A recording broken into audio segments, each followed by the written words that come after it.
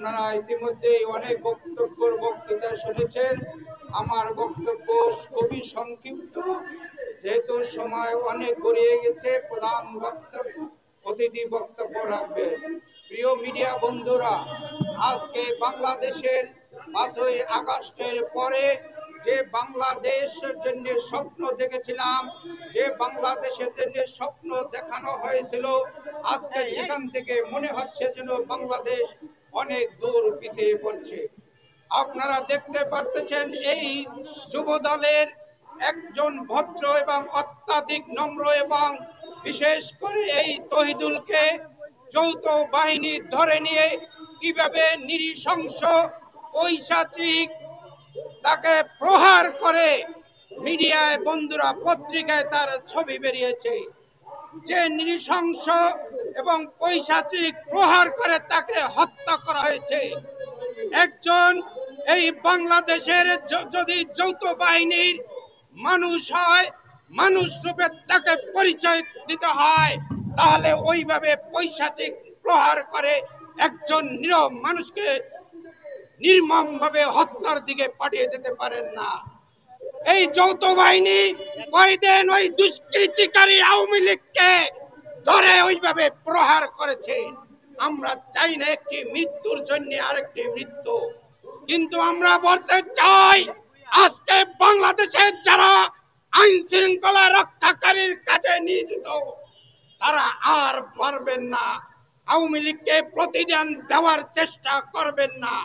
আজকে কিন্তু বাংলাদেশ সেই 5ই আগস্টের দীর্ঘ 15 বছরের মানুষের রক্তের বিনিময়ে এই বাংলাদেশ দাঁড়িয়ে আছে। এই বাংলাদেশের রক্ত রাজপথ থেকে এখনো শুকিয়ে যায় নাই।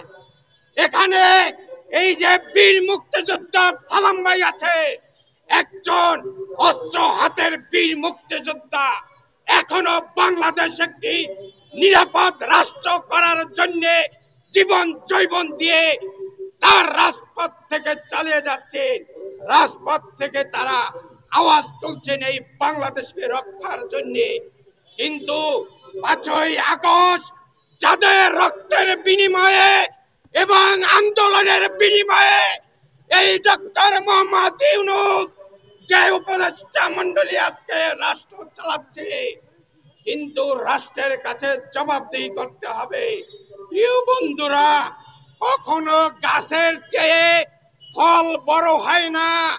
যদি ওই ফল বড় হতে চায়, সেই ফল কিন্তু পরে পচে যায়।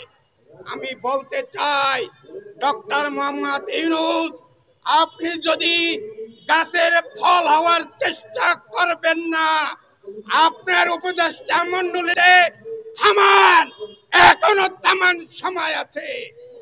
আমি এখানে উল্লেখ করতে চাই, শহীদ প্রেসিডেন্ট জিয়াউর রহমান যে খাল কাটার স্বপ্ন দেখেছিল এবং সেই স্বপ্ন বাস্তবায়নের দিকে অগ্রসর হয়েছিল, কিন্তু আজকে ওই ডক্টর মোহাম্মদ ইউনূসের উপদেষ্টা রেজওয়ানা হাসান খাল কাটতে চায়। প্রিয় বন্ধুরা, সেই খাল চায় লাল গালিচায়। কি হাস্যকর, কি ধরনের একটা তেলেসমাতি! এটা কাকে উনি খুশি করতে চায়? এই জনগণ আপনাদের সামনে জবাবদিহি করতে হবে। পরিশেষে শুধু একটি কথা বলতে চাই, কোন হত্যাকে আমরা সাপোর্ট করি না, কোন হত্যাকে জাস্টিফিকেশন করতে চাই না, কিন্তু এই তহিদুলের যে হত্যা, এটা ঠান্ডা মাথায় হত্যা এবং নিশ্চিন্তে জেনে শুনে এই তহিদুলকে হত্যা করেছে। এই হত্যার যদি বিচার বাংলাদেশে নাই, ওই শেখ মুজিবের যে হত্যার জন্য বিএনপির সালাউদ্দিন কাদের চৌধুরী জামাতের নেতৃবৃন্দকে যে হত্যা করেছে, এই হত্যার বিচার এই বাংলাদেশে ওই শেখ মুজিবের কন্যাকে এবং দীর্ঘ 15 বছরের এই স্বৈরাচার ফ্যাসিস্ট শেখ হাসিনাকে যদি বাংলাদেশে আইনের কাছে সমর্থ করে ফাঁসি কার্যকর না হয়, আমাদের অগ্রযাত্রা আমাদের ততদিন পর্যন্ত চলবে।